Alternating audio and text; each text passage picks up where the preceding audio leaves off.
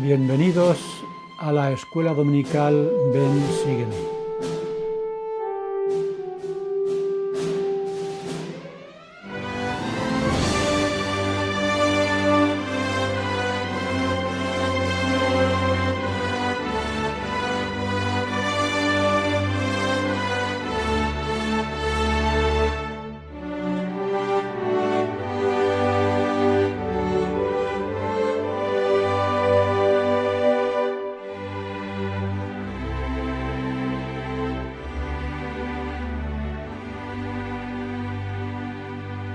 A finales de diciembre de 1830 y principios de enero de 1831, el profeta José Smith recibió revelaciones del Señor en las que se mandaba a los santos de Nueva York que se congregaran en Ohio.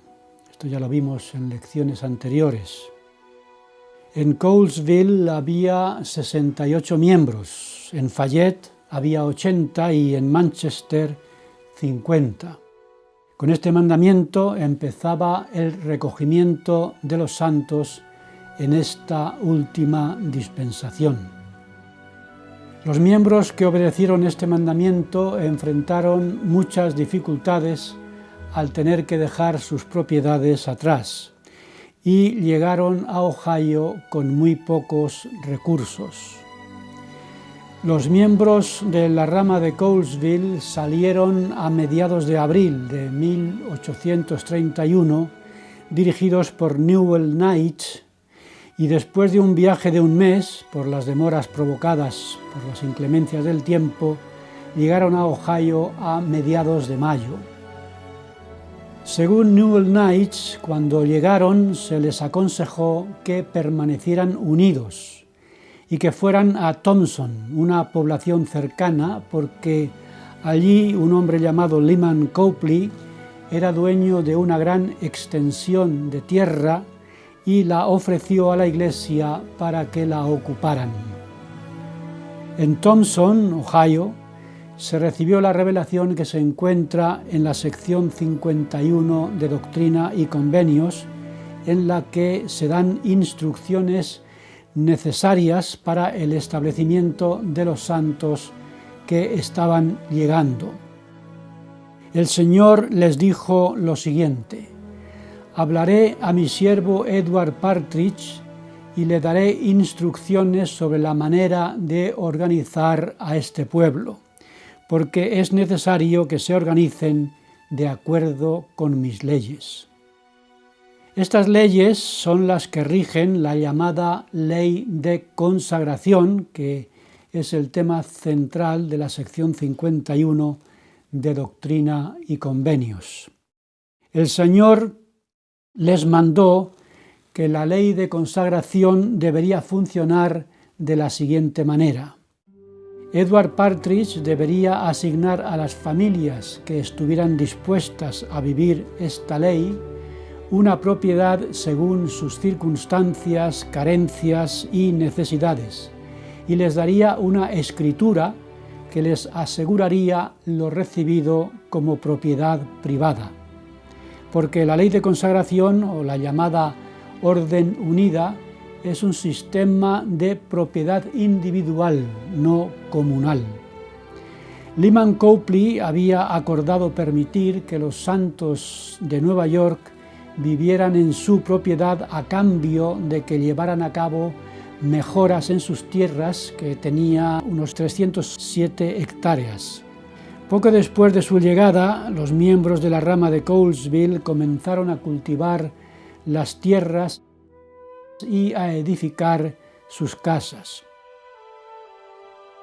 Mientras los santos se estaban estableciendo en sus tierras, Lyman Copley viajó con los misioneros a North Union, Ohio, para predicar el Evangelio a los Tembladores, un grupo religioso al que Lyman Copley había pertenecido anteriormente, como vimos en la última lección.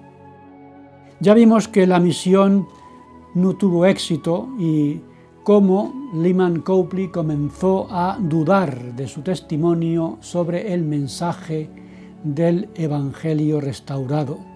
Más tarde, Lyman Copley, acompañado de Ashbel Kitchell, dirigente de los Tembladores, fue a su granja y pidió a los santos que abandonaran su propiedad. De esta manera, Lyman Copley quebrantó el convenio que había hecho con el Señor de consagrar su granja a la Iglesia. Joseph Knight Jr. escribió que, a pesar de todas las mejoras que los miembros de la Iglesia habían hecho en las tierras durante el poco tiempo que estuvieron viviendo allí, tuvieron que abandonarlas y encima Lyman Copley les hizo pagar $60 por supuestos daños en su propiedad. Sin saber qué hacer, Newell Knight y otros élderes del grupo de Colesville acudieron al profeta en busca de guía, y José preguntó al Señor el 10 de junio de 1831 y recibió la revelación registrada en la sección 54 de Doctrina y Convenios. La decisión de Lyman Copley de desalojar a los miembros de la rama de Colesville de sus tierras no solo supuso que quebrantara el convenio sagrado que había hecho de consagrar su propiedad al Señor, sino que provocó que los santos de Nueva York, que también habían hecho un convenio de consagrar todo lo que tenían, no pudieran cumplir con el suyo. Por tanto, el Señor les dijo que ese convenio quedaba nulo y sin efecto. El Señor habló entonces de las responsabilidades de quienes quebrantan los convenios, prometiendo misericordia para los que los guarden. Vivir la ley de consagración no era obligatoria, sino que se administraba según el principio del albedrío, tal como lo explicaron en una carta al obispo Partridge, firmada por José Smith, Sidney Rigdon, Frederick G. Williams y Martin Harris, con fecha de junio de 1833. En esta carta decían lo siguiente: todo hombre debe ser su propio juez sobre cuánto debe recibir y cuánto permitirá que quede en manos del obispo. El asunto de la consagración se debe llevar a cabo mediante el consentimiento de ambas partes. Por tanto, quienes consagren propiedades al obispo de Sion y luego reciban una herencia a cambio, deberán mostrar de forma razonable al obispo lo que realmente necesitan para su mantenimiento. Los santos de la rama de Colesville hicieron muchos sacrificios para abandonar sus hogares en Nueva York y trasladarse a Ohio, tal como lo mandó el Señor. Y, como hemos visto, al poco tiempo de haber llegado, les mandó que se mudaran nuevamente, porque Lyman Copley los desalojó de sus tierras, y esta vez tenían que ir a 1.450 kilómetros hacia el oeste, al condado de Jackson, Missouri. La promesa de que el que fuere hallado mayordomo fiel, justo y sabio, entrará en el gozo de su Señor y heredará la vida eterna, seguramente ayudaría a fortalecer la confianza de los santos en el Señor durante estos tiempos difíciles. Los términos mayordomo y mayordomía se relacionan con la ley de consagración y se refieren a los recursos o terrenos dados por el Señor a quienes han consagrado todo mediante un convenio. El elder Quentin L. Cook, del Quórum de los 12 Apóstoles, enseñó que las mayordomías también son responsabilidades y deberes personales que tenemos. Vivimos en tiempos peligrosos en los que muchos creen que no somos responsables ante Dios y que no tenemos una mayordomía o una responsabilidad personal por nosotros mismos y por otras personas. Muchos en el mundo se centran en el placer personal, se ponen a sí mismos en primer lugar y aman los deleites más que la rectitud. No creen que son guardas de su hermano. Sin embargo, en la Iglesia consideramos que esas mayordomías son una responsabilidad sagrada. Los principios de responsabilidad y mayordomía son muy importantes en nuestra doctrina. En la Iglesia, la mayordomía no se limita a una responsabilidad material. El presidente Spencer W. Kimball enseñó: somos mayordomos de nuestro cuerpo, mente, familia y propiedad.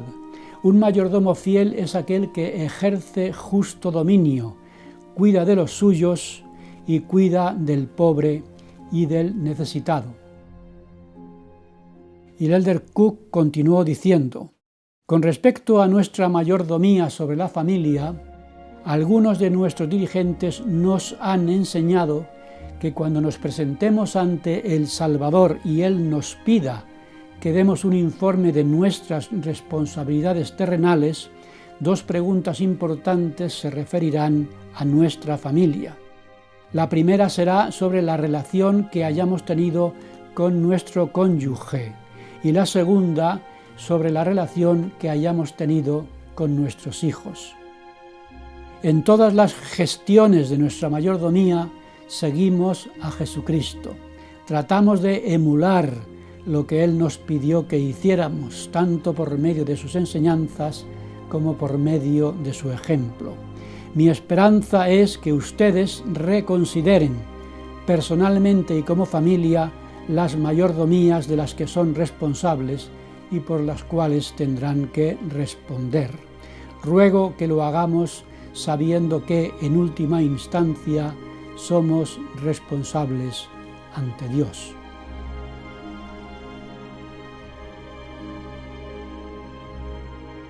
El principio de la mayordomía nos enseña que Dios es el dueño de todo y que nosotros somos los mayordomos o administradores de lo que recibimos. Somos pues responsables de todo lo que tenemos, que tendremos por tanto que responder ante Dios por la forma en que hemos administrado los bienes terrenales. Como dice el título de la lección, el Señor espera que seamos mayordomos fieles, justos y sabios de todo aquello que recibamos en este mundo. Tenemos el albedrío en el uso de nuestras mayordomías, pero un día tendremos que dar cuentas ante Dios.